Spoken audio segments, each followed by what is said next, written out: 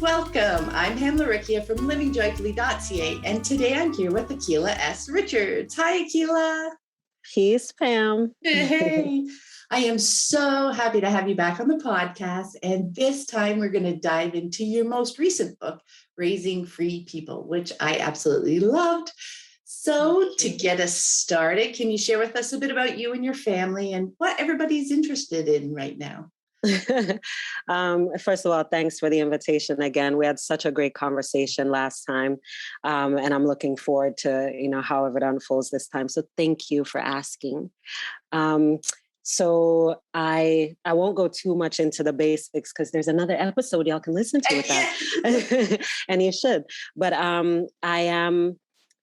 so I call unschooling. I've been learning that for me, it feels more appropriate to call unschooling like my starting point as opposed to where I am now. I don't have a problem with the term unschooling, but I do think that there's an evolution of it, like it does things to your life. Pam is like nodding here because you know what I'm saying, right? Like it changes, it rearranges so much of your life that it becomes about more than that original idea about education or learning. And so I started out in unschooling, and now I understand myself to be part of a movement that I call Raising Free People, which is really about liberation work that is both personal and intergenerational and social as well. So all of the elements. I do that mainly through writing. I also have a podcast called Fear of the Free Child, where we talk about it. I focus a lot on how Black folks and non-Black Indigenous folks and other people of the global majority are understanding this type of liberation work in terms of intergenerationally, how some of it is really organic, how some of it has a lot of decolonization elements in place, because a lot of the narrative tends to be around one type of unschooling community. So I'm really excited about the ways that the conversations about unschooling and beyond unschooling have been opening up. And I'm just kind of a nerd of that world. That's so beautiful. And I was nodding away because completely my experience, like unschooling is just kind of, it's that way in, right? It's that way in to a whole new way of looking at things. And, I think that is one of the reasons why I've stayed focused on unschooling, because I love when people just start to go, oh my gosh. Yes, that's why I won't let the term go either, Pam, because there's a lot of education that I'm getting now, like actual education, about the ways that unschooling or a focus on what we want to get away from is also rooted in a type of colonization in terms of centering, like what we center.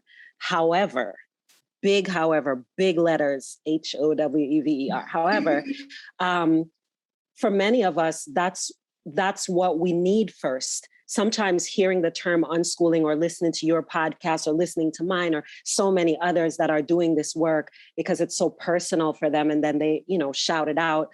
We recognize that what we do also invites people to just pause and to question. When you say unschool, it is disruptive, and that disruption is necessary. Sometimes you don't know what you're going towards. You just know what the hell you're trying to get away from. So I love being able to rile that up in people and them say, wait a minute.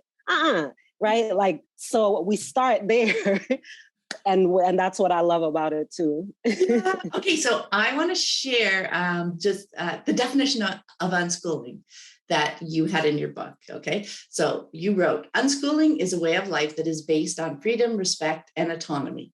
Listening and witnessing help parents to facilitate learning by offering resources for their child to pursue their interests and to follow their curiosity without the restrictions of time limitations or judgment by way of testing. So as we've been talking about, unschooling ends up being so much more than not doing school. It becomes a way of life. So I just want to just take a moment for people who are newer to start with the learning side. So you mentioned the key elements there in your description: following their curiosity, pursuing their interests, no time limitations. That's a big free part. And avoiding the judgment that comes with testing. So let's start there. And how have you seen that playing out in your family? Well, so much of how Chris, my partner, and I were understanding our children when they were younger, and especially when they started school, but even before that, because schoolishness, and I can talk about how I understand schoolishness as well. But so much of it was based on what they produced, like even as little people, like what they showed us, what the teachers said once they started school. A lot of beyond the person now and over to like the potential them or the performance them. So that the recognition of that, the slow recognition of that has really impacted our relationships with our children. It has made it so that now Marley and Sage are 17 and 15. And the types of discussions that we have about them, the type of knowledge that we have about who they actually are, like not just how you show up for your parents, what their needs are, the level of understanding they have about us, Chris and I, what our boundaries are and our needs are. It just continues to excite and educate me about what happens when we move away from they need to learn these things by this time over into what does it mean to be in relationship with this person? What does it mean to be in partnership?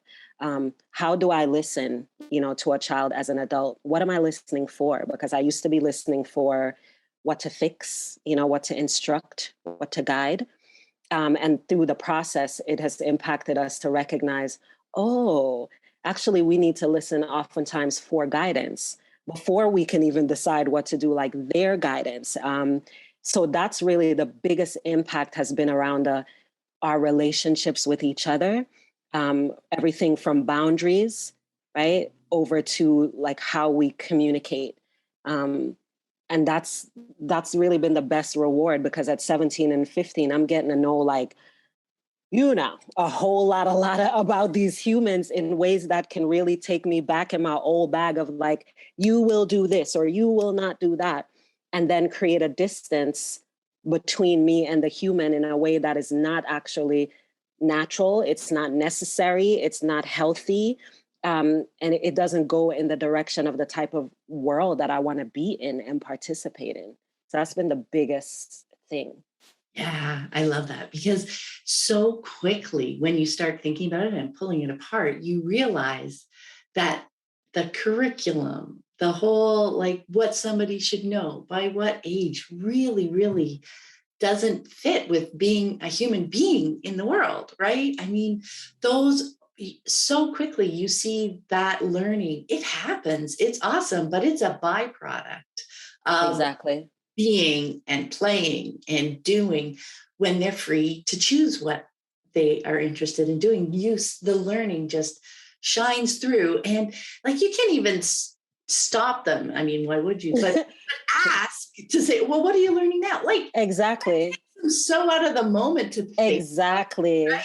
Then we develop the skills of witnessing and participating so that we don't necessarily have to ask those questions. And then too, like we also get to question our idea of why we would think they need to learn a thing by a certain time. Who decides? For a lot of the Black communities, we have always had the issue of how even like what you are learning, what's missing from what you are learning.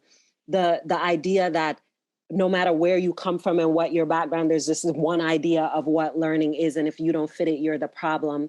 And then that carries out beyond the classroom. So one of the things that I think unschooling helps us to recognize is the problematic nature of this heavily marketed idea of standardized education, to see it for what it actually is, which is just really good marketing around things to buy, which really don't have anything to do with things to buy, things to oppress, things to keep separation, things that are just really outside of the type of things we get to really pay attention to and say, do I even want to participate in that? Like, even if that's where my kid might learn something, because in some instances, school is like daycare, it's the place where your kid can be for free so that you can go work. There are all these reasons why we do what we do, but through unschooling movements, we get to recognize that, look, this is not just about your kid being free to learn whatever they want to learn. This is about being a part of a structure that subjugates people and that participates in a lot of the same problems that we deal with in our community, in our home. Society begins oftentimes at home. So if we can start to create different dynamics and relationships and understandings in home with the people we around every day, then we get the sort of practice to then meet up and say, oh, I'm uncomfortable with this thing, similarly to the way that I was uncomfortable when my kid called me out about this thing. But I have a little practice of not being like, oh my God, that wasn't my intention. What the hell? Like I have practice being like, oh, because I care about you, I'm going to just not retaliate. I'm going to not react, and I'm going to listen to what you're saying. That alone is a game changer. Yeah, because I think like you can do that in school, right? Exactly. Exactly. And yeah. that structure, like you were saying, I love what you said about how, like, even if they learn things, and they can learn things there because sometimes you're interested, sometimes, even a broken clock is right twice a day, as they say, right? But that's not the point, like, because inside that world is where they're valuing certain things. They're valuing these things. They're teaching, implicitly teaching the system. They're implicitly teaching that power dynamic. There's so much that you're absorbing in that environment. Yeah. To be able to step back and say, like, do I want all these other pieces?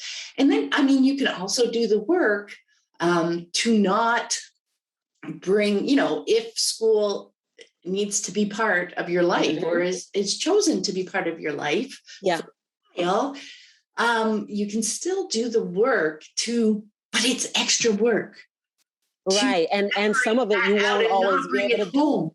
Yes. And in some cases, it's contrary. Like you will have to, as my friend Natalie on a recent episode was saying, when her boys were in school, yes, she was there all the time and she was doing the things, and they were, self-directed education minded even at home, because you can, the skills exist. The skills are life skills. It's just easier as an unschooler to practice them, because she's like, as much as I was like, whatever was happening with my kids, I had to shut up. When I was at school, at a certain point as the parent, I had to shut up, because ultimately the decision went with another person who, even if they understood my kid and wanted the best for my kid, they do not have the power, because this is not an issue of teachers. This is not a teacher issue. It's the institution of education as we understand it, and miseducation as we understand it. And so that's important to recognize as well, that yes, there are even children, family dynamics, as well as children who want to be in school, and that it doesn't stop you from thinking about autonomy. And if a kid is there and they leave and it's not a consequence, or you're going to work with them or whatever, that's very different. But recognize the two things is that, one, you can still practice some of the principles of unschooling because they are really about relationship and community. However, you will need to recognize that you'll be needing to do some types of like undoing, and that your power will be limited and your child's power will be limited inside of those systems. And I want Pam to read what I consider my definition of unschooling, is what you read was context around it. Because I think this ties into what we're saying here too. Yeah, sure. So the way that I define unschooling is a child-trusting, anti-oppression, liberatory, love-centered approach to parenting and caregiving. It is also creating and expanding communities of confident, capable people who understand how they learn best and how to work collaboratively to learn and solve things. Right? So it's so much more than what is happening between them and information. Yes. Yes. Well, and that goes back to, because that's another thing I wanted to touch on. You've mentioned a couple times now how so quickly when you, because unschooling, it's a great way, like you said, it catches attention, right? It's like, I'm not happy. There's this thing that's caught my attention and that I'm curious about, and I dive in. And very soon, through a bit of peeling back that we've just been talking about, it becomes about the relationships. You recognize that, I don't need to worry about the ABCs of the facts and all that kind of stuff out there. It will come. I need to focus on the relationships and communicate, like the skills that we develop. But it is so much of our work to do, right? Yes. And what I found really interesting was just how the lens that we use to start looking at these relationships. And that's where you also learn how much, even like I was a rather alternative parent, I wasn't, I didn't know the phrase attachment parenting before, but I pretty much gotten there on my own because I just didn't feel comfortable. Yep. And so, but this was eye-opening when I came to unschooling. So when I was kind of doing the bulk of my deschooling, then I really, what made a lot of sense to me was kind of like that adultism lens or childism lens. Yep. Like to really recognize how much power was wrapped up in our relationship, and that peeling back to recognize that I didn't need it. And that step too of that, I'm just too excited to talk. That step where it's not about just releasing power, right? It's about what you replace that with. That's the absolutely the communication, the witness or the observing component, to be really curious and interested in knowing your children and what they're up to and appreciating them as people and happy to let them be. And there's just so much wrapped up in there when you realize that you don't need this power. You can step back and be, right? And you wrote about viewing your relationships with your children through the lens of post-colonial parenting. And that helped you move beyond that adult-centric perspective on those relationships, what it means to be a parent. And that really resonated with me too, what I've been learning over the last few years. I'm like, yes, that is just a bigger lens on adultism, right? So I was hoping you could share a little bit more about how that's looked for you, how that. Definitely. Oh, I love all of that, Pam, all of that. Because I could see the scaffolding, like I could see where you were. Yeah, totally. Really, a lot of it boils down to that for me, the idea that colonization, what in my education, my college education, taught me to look at colonization as a thing that had happened one time in the past, as opposed to a thing that is very much a real part of how we see and relate and connect and disconnect and dehumanize now. And so power, as you said, Pam, when I recognized that that I was also the oppressor, like there were environments where I was the oppressor, and that all children, not just mine, are the ones over whom I will have the most power. It doesn't even matter whose child it is. If I'm in the room with just that person, just the dynamics of, right? So like that just to be able to deconstruct that for myself, just to be able to unpack that, like what messages am I sending about power, right? And those are the questions that Chris and I were really starting to ask ourselves before we could even pull the girls out of school. We thought it was an education thing, but then we recognized that it was so much more than that, right? Like it was about a sort of adultism where we could easily use that privilege to say, as we did, I hear what you're saying. I hear that you don't want to be there, but yeah, that's it. There's no, but yeah. We don't get it. We don't understand it. So until you can articulate it in the way that makes sense to us, we are not going to listen. Like that's real familiar. You know what I'm saying? Like as an adult, that's really familiar. That sounds like the government. That sounds like so many different things that we push back against. That sounds like the myth of white supremacy. It sounds like so many things that we navigate where it's like, well, yeah, you say you're in pain, but I know that I intended something different. So until you're like bleeding, until so many of you have died, until so many people have been evicted, until this, then, on when you march that 90th time, like there's always other conditions for the person being oppressed to prove and to move out of. And it was very much a parallel to how we viewed how we were raising our children, how we were relating to our children. So that's why I call it a post-colonial lens, because I recognize that deschooling for me, another friend on the podcast, Elaine Santa Cruz, who talked about how in her community as Indigenous people, how she is able to open the conversation about unschooling, particularly among elders, is to really talk more about decolonization and the link between deschooling as decolonization, right? And Yep. so, yeah. Exactly. Yeah. It's so fun when you start to see the bigger picture, all the different ways you can come in.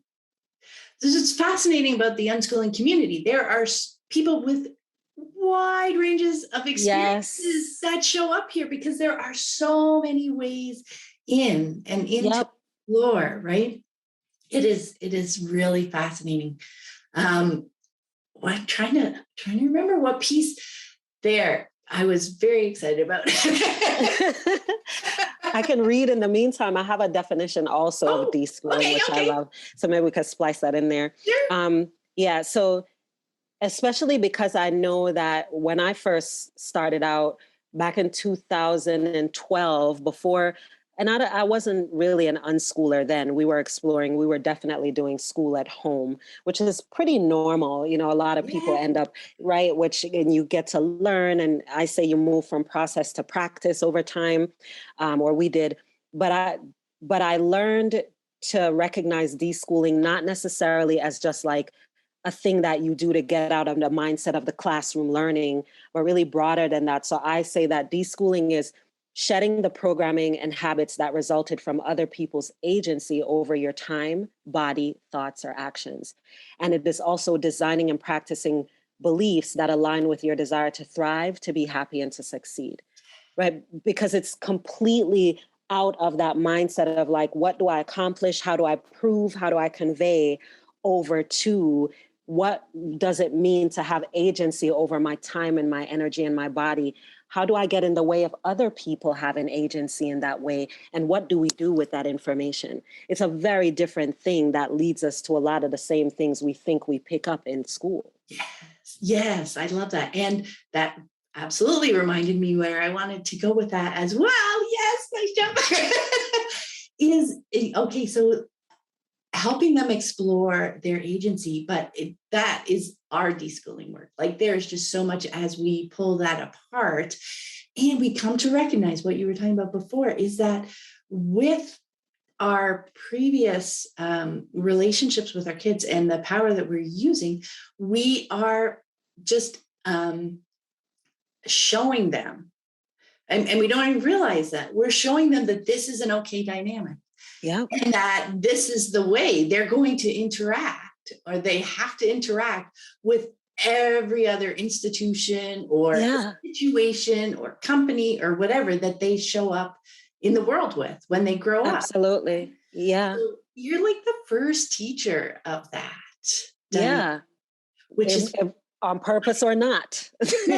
Yes, exactly. It's not, so when you frame it that way, but that's another layer to peel back, right? Is to recognize that framing. Yeah.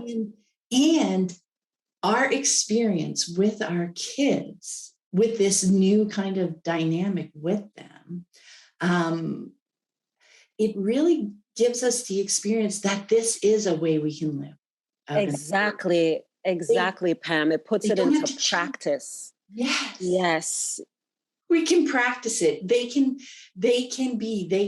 can be in relationship with people like that out in the world too. Yes. That's why I keep saying like, we are society. We are society, like movement work, organizing. It happens in a variety of ways. And the realization of that, the naming of that is important. So I feel like a lot of my activism is in the home, and it's in my home, but it's also in other people's homes because I share it. Somebody's listening to the podcast in their bathtub, and it gives a big shift in how they're in relationship with their kid when they get out of the tub, Yeah. like that. That's moving the relationship as well. Or somebody's listening on the train, and movement is helpful for them to process their thoughts, as it is for a lot of us. Like we get to normalize the idea that somebody doesn't need to fit into a certain box in order for it to be okay, or that we don't need to fit into a box to be okay, because we are society. Like a lot of schoolishness looks at, society as a thing that you figure out how to fit into, Yes. to become a productive part of, a contributor to. But we are society. Like society is made of people, and we're people. So we may not be able to change the big thing out there, or it often feels like that, like I won't be able to change this thing in the government, or I might not be able to change the thing in this institution or this structure, maybe. But I absolutely can change relationship.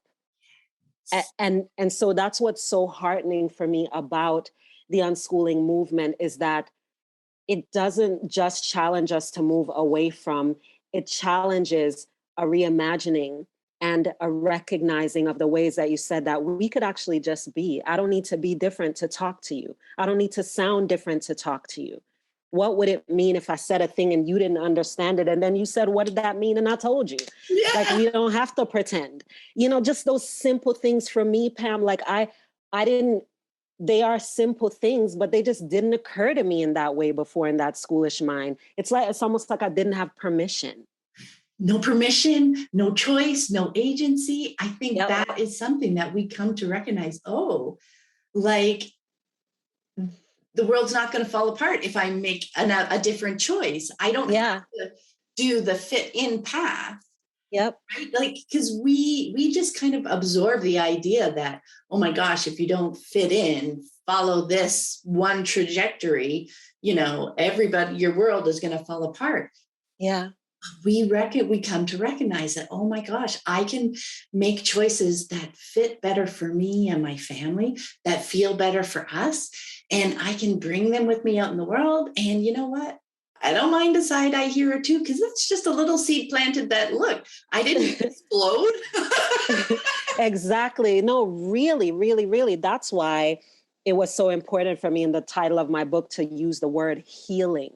Healing.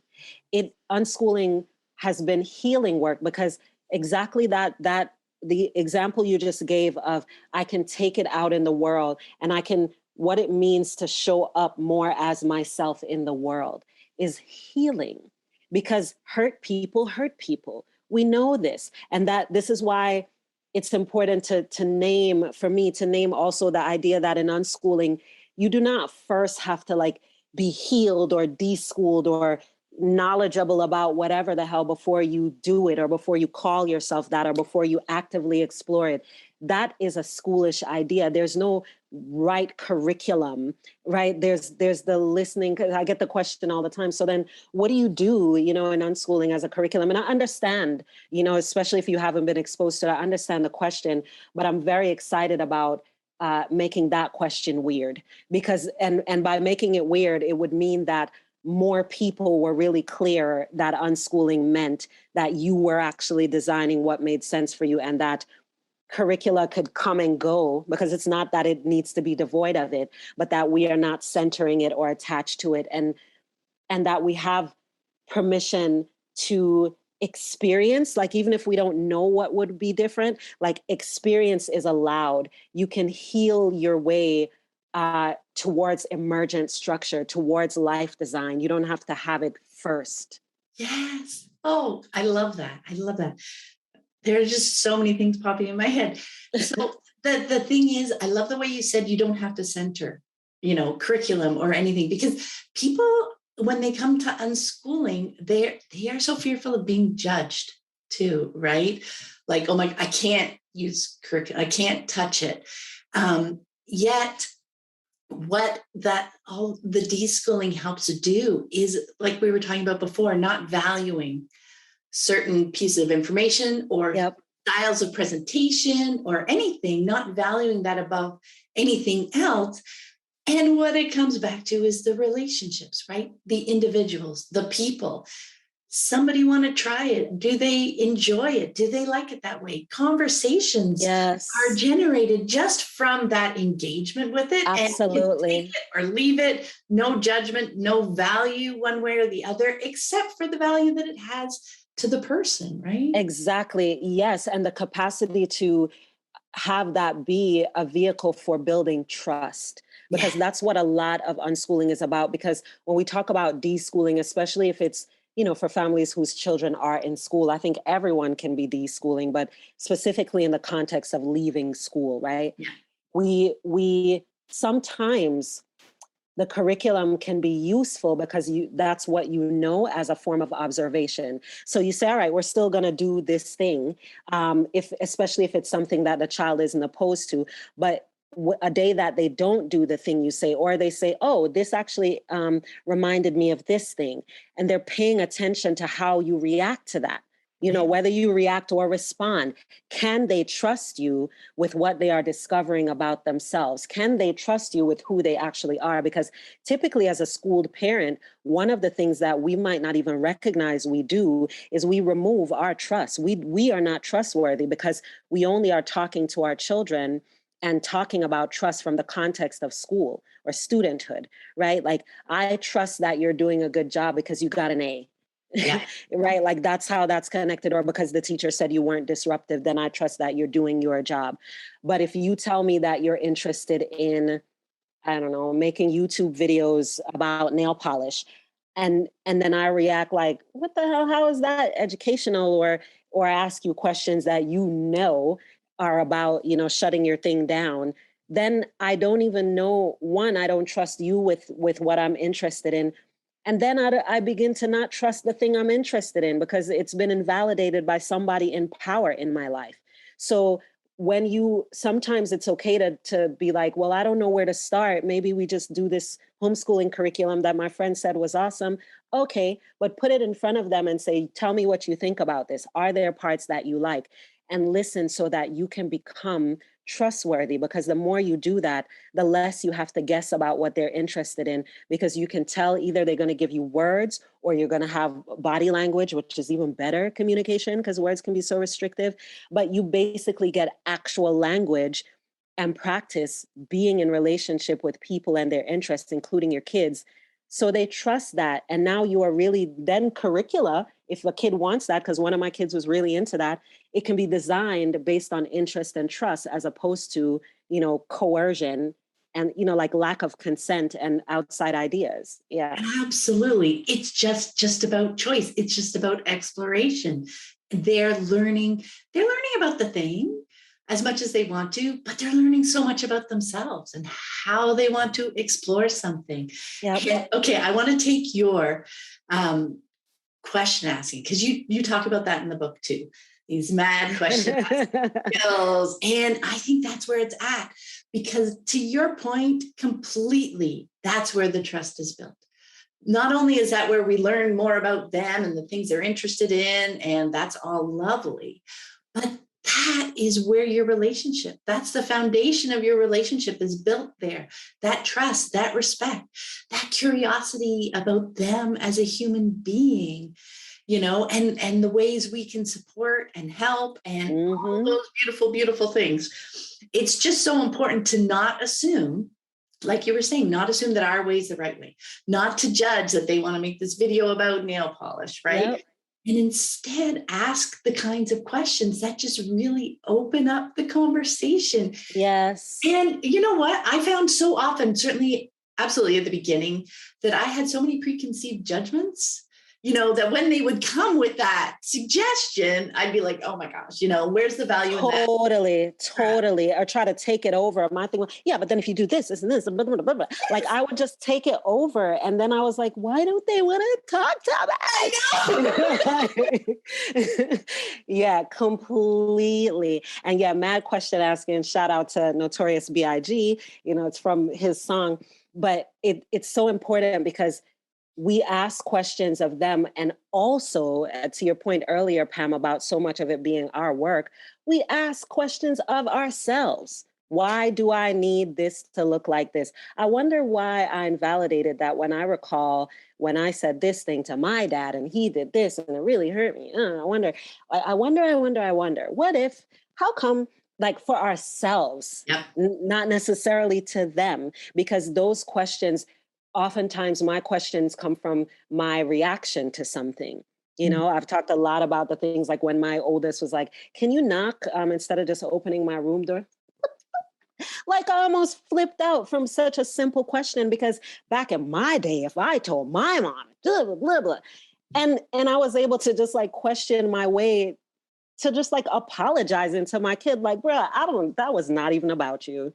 Here's what happened, blah, blah, blah, blah. Like, all of these things. And then she was telling me how she had actually thought about it for months and that dad had been knocking for the longest and that it was really me, but she didn't know how to approach it. And I was like, ooh. But even her telling me that was about trust, because she trusted that she could tell me what was going on for her way after the thing, after the thing had happened. But it was such a moment for us. This was years ago. And we both still talk about what that did for our relationship, because I didn't go into the mode of like, when I finally got my own room, I couldn't close my door, all this stuff. It's like, what the hell does that even have to do with anything?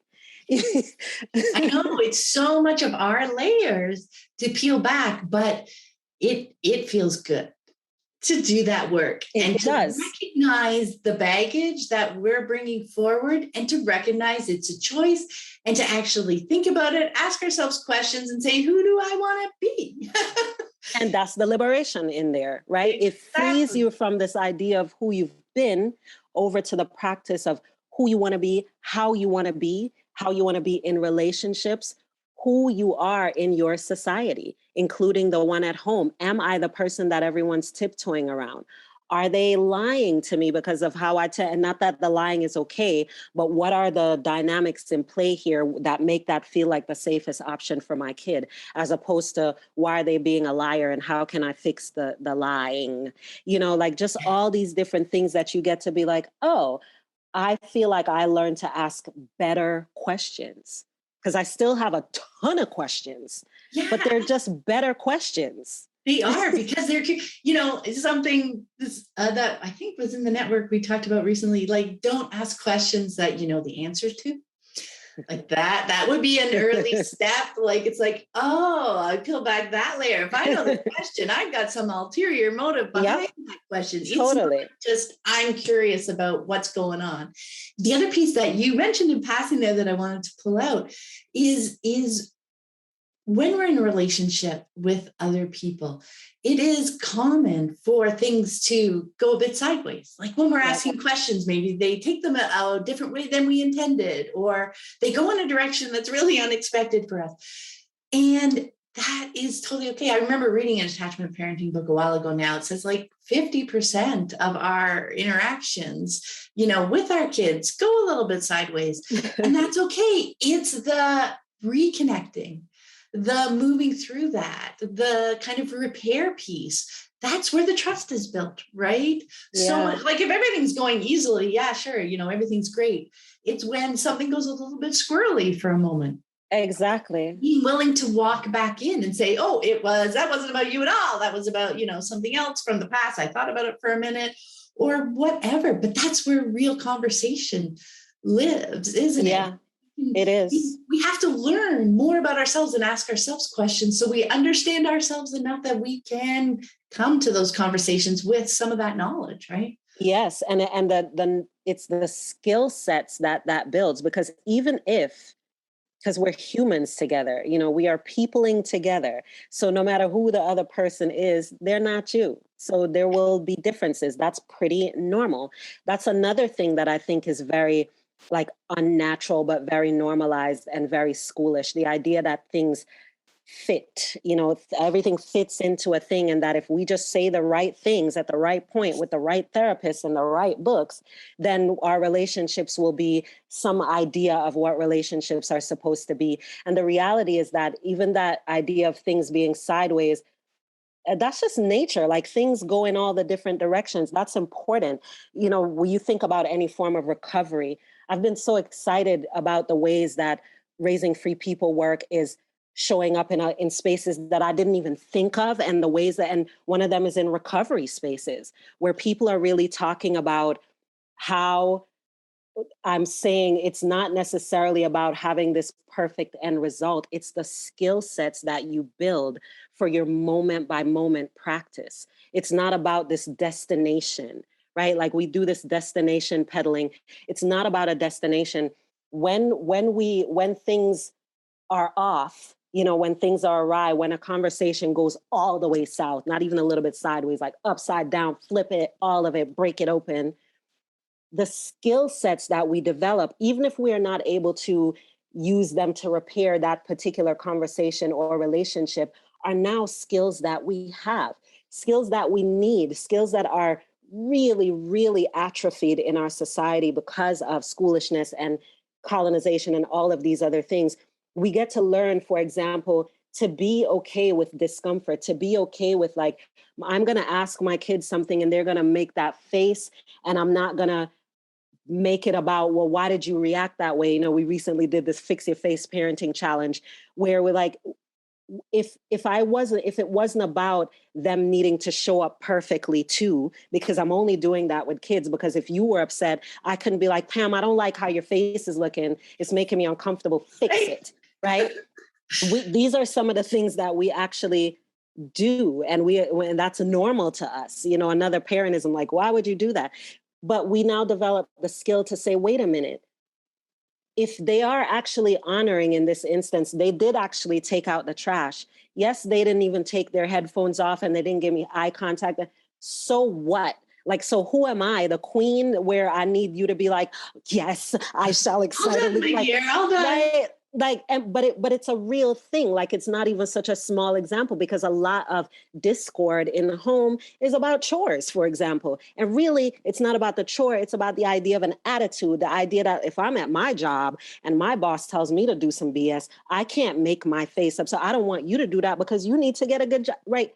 It's tied to so many things that we don't even recognize when the kid is like, bro, who wants to take out the trash? Who is excited about taking out the trash?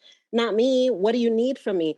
So then if I am practiced in not needing people to perform for my emotional spectrum, that may never change that dynamic between me and my kid. But I now have that practice, that skill that I can apply in all the other human spaces where I will need to understand how to be okay with someone not performing niceties for me.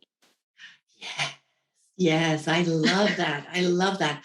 Yet you peel that back so that it's getting comfortable with ourselves, right? And not seeing other people's reactions, choices, etc., as a judgment of us or something that we need to fix. Like especially when we're talking about our kids, we worry so much that we need to train them into like, oh, don't react like that because you can't react like that in this situation. That shows so little respect for their understanding of the situation they're in.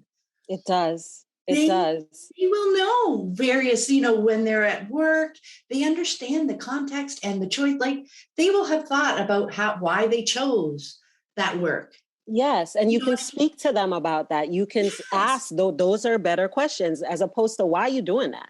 It's like, what are your thoughts around that? What upset you about that? What do you think about what happened there? It's like a lot of times they will know and they will be able to offer us context. And we can also give our opinion without making it the law.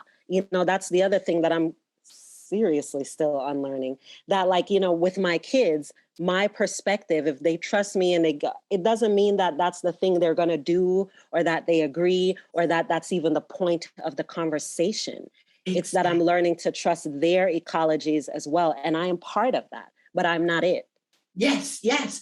That is a place we get to in the relationship that's wonderful, where we can share our Yeah. perspective, our opinion, what it looks like to us without the expectation that they need to agree.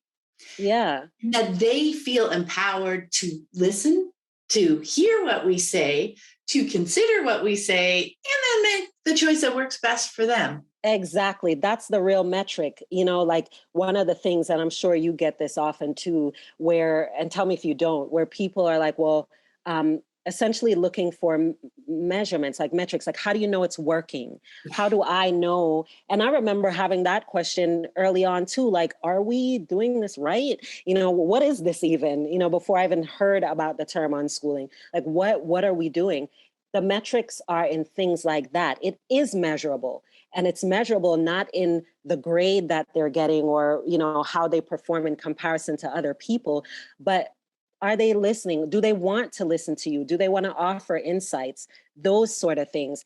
Do they know that you are going to treat them not as like a thing to occupy or to fill with information, but really there's reciprocity where it's like, oh, I didn't even factor that in, or I still feel how I feel, but I'm really glad that we're able to be in communication about this.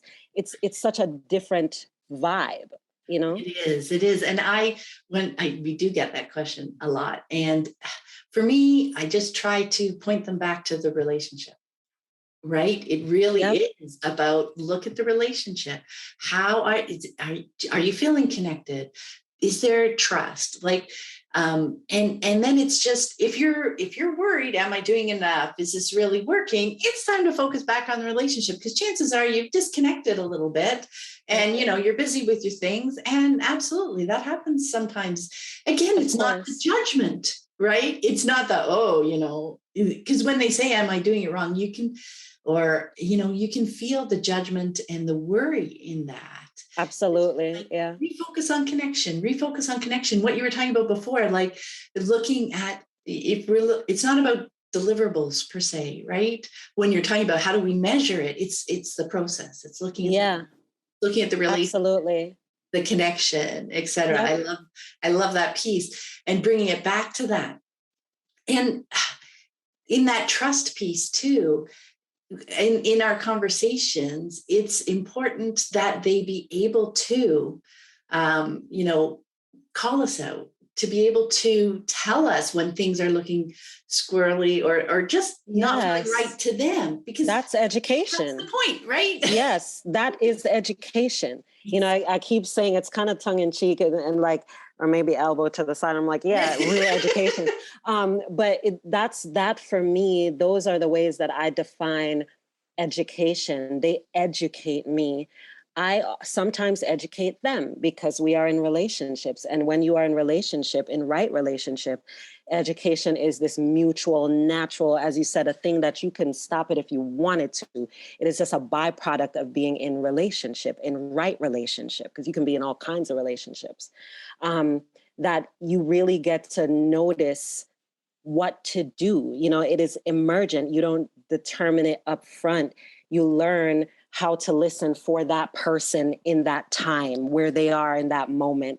They learn to listen to you because it is so dynamic, like nature. It is changing. It has its seasons. It has its ways. And the skill sets of unschooling are to learn to be with those, not to have some, again, ultimate destination or outcome where you and your kids are like, oh my God, I love you all the time. No, it's actually the opposite. It's when you're both like, what?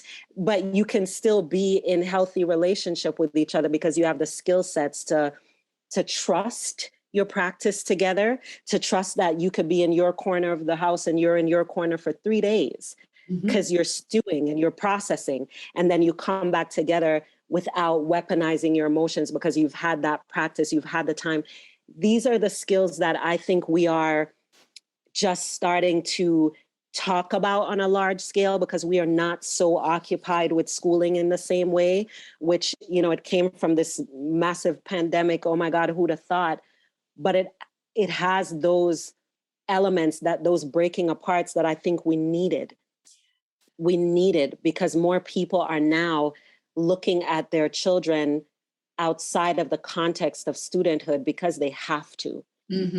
So then it opens us up to, who are we with each other? What is communication looking like for whatever is next? Because the idea of going back to the normal, though some of us are clinging to that, many of us are not. And when we are not, that's often an invitation to notice the things that are actually rehumanizing our relationships and to say, oh, that felt really good that my kid is actually talking to me today, or that I actually want to talk to them today because they don't keep cutting me off, because I learned a part of why they do that is because I interrupt. And, like, we're just noticing differently. And I'm really excited about that because we will then begin to move out of these little colonies of who people should or shouldn't be. And you said, like, the judgment, and to say, oh, it's just that I don't know how to be when I don't feel like I'm being held in a certain level of power. So much of it is really about, power and privilege in that way. And with our children, when they get to call us out, that is the education of like how we are probably with other people too, not just with them.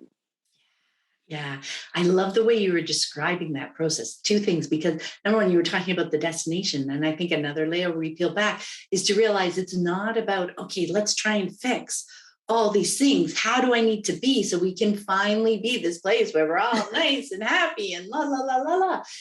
And to realize not only is that unrealistic, but life is in the everyday. Like, we're living well in this moment, even if this moment isn't particularly comfortable. Sitting with that discomfort for a while because you learn from it. Yeah. You ask yourself those questions. Why am I uncomfortable with that? Where is that coming from? And then you can bring that back into the conversations and the questions. And that is life. That's where we're living right now. Absolutely. Absolutely, Pam. Yeah. Yes. And it's really powerful personal leadership work, embedded in there. It really is powerful personal leadership work because, as you said, it's not about the la, la, la. It's about the moment by moment, because there are times when it is about, and that's the value of education. There are times when it's about, oh, I need to take a step back. I need to slow down. And then there are other times where it's like, no, I choose this one. My practice is to speak up here. My feelings are valid in this room, and my work here is to convey that, right? That to me is what moves it out of process and over into practice, right? Because practice includes process. Yes. And I'm just going to throw another P word in there, because for me, what I love is to approach it with a playfulness, as in, I don't need to, like, today I'm choosing to speak up. I don't need to think that today I'm choosing to speak up, so this is me forever. And I need to notice every time I need to speak up. No, this is a moment. Like, in the moment, I'm making this choice. Let's see how it plays out. Let's see how it unfolds. Let's see how it feels. And next time I'm in a situation, whatever, next freaking moment, yes, right. Another choice. Yeah, let's see how it feels. That really stuck out for me. Let's see how it feels, right? So that permission, just to offer oneself that permission. Let's see how this feels, because maybe I need another approach, or maybe I knew that it was going to be uncomfortable, but let's see how it feels. Let's see how I process this discomfort this time. Let's see how I feel a couple of hours from now as I'm really sitting with, I said that, and everybody in the room is like, what? And I'm like, we just, our imagination, the fears and the cost. That's why I call the podcast Fear of the Free Child. It's FARE. It's like the cost is sometimes a thing that we construct, for all the reasons. And then other times it's, that's the real cost. But can I continue to afford keeping still, or being quiet, or not saying what I need, or retaliating every time somebody, whatever the thing is, Yeah. Yeah, I want to jump in and say, just like, let's take that back to your relationship with your kids, because so often especially newer parents can be like, oh, but if I say yes to them, like the cost of that yes is I need to now say that yes every single time moving forward. Yes. No, you're playing with it. Let's say the yes and let's see how it goes. Lean into it. Appreciate the moment. Yes, I love that. See how it feels. And then I can make another choice next time. But That's I right. know more now to bring to the conversation, to bring to the questions the next time we're chatting about it, right? Yep. I now got the skills from this thing. I pulled some skill sets. Yeah. Yes, I love that. Okay, so we could talk forever. Thank you so much, Akilah. But one last question for you. What is your favorite thing about your unschooling days right now? I think I said it. It's the noticing of the ways that lots of families, just lots of people are like, oh, wait a minute. I like how this feels that my kid is doing this or not doing that. That's currently my favorite thing. The openings, the unravelings, as I call them in the book, these different unravelings that are happening now. That is currently my favorite thing, because then it allows us to recognize that we can decide and design differently. I'm so encouraged and heartened and excited and like ready for for that to continue. Like, yes, question it, but question it. You are wrong. They tripping. What happens now? You know, like I love that. I love that so much. Thank you, Akilah, for taking the time to speak with me today. It was so much fun. It was, Pam. You are so welcome. Thank you too. Thank you. Before we go, where can people connect with you online? I'll put links to your books on there, but do you have a preference for where people connect with you? Yeah, my main online home is raisingfreepeople.com. So you can find all the things there, including my podcast, and Fear of the Free Child is available wherever you listen to podcasts. And my book, Raising Free People, Unschooling as Liberation and Healing Work, is also available through the website or directly through our publishers over at PM Press. That is awesome. Thank you so much, Akilah, and have a wonderful day. You are welcome. Thank you, Pam. This was fun. So fun. Bye.